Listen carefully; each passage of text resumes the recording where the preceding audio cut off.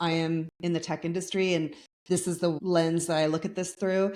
And I will tell you, and I know you know this, but iPhone is unequivocally an adult product. It is not designed for kids, never has been. Apple is a hardware company, not really a software company. And their parent controls, yes, they have them, but they are a retrofit to an adult product, where something like a Bark phone was designed with kids in mind, right? So that's a really, really important distinction that I don't think parents understand. They think, okay, I can get the iPhone and put on the parent controls. But to your point, they're convoluted. Also, they don't really work. There was a New York Times story just recently coming down on Apple and their harms to kids. There was that X-rated leak that went on for 3 years. Not to mention, they do okay protecting kids on Safari, but you can pop up a Google browser inside of any other app, right? And you don't see Apple advertising directly to kids for iPhone. Like, this is an adult product. Like, even they know that. Yet they all have them. And Yep, it they all brings have up them.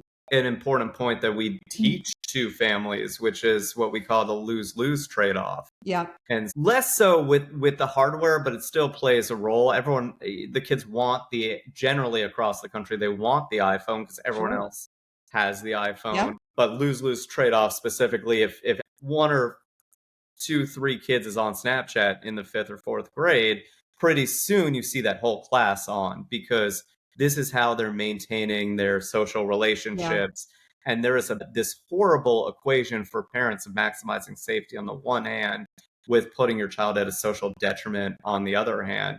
And yeah, we see the same dynamic play out with the choice of phones, because this is what they're showing everyone as well. And it's a problem. There's certainly are safer phone choices than the iPhone out there. And yeah, if you're going to use the iPhone as a parent, you kind of have to lock down the whole thing. And as you said, there are still and then what's the point of having my son's friends, some of them say, I got the iPhone, but all they can do is talk and text. And it's like, well, then why get the iPhone? Why buy $1,000, whatever it costs now, thing where you could get something like a Bark phone and then you can pace it. You can start with talk and text and then add on internet, add on certain apps, things like that. So I think parents just don't know.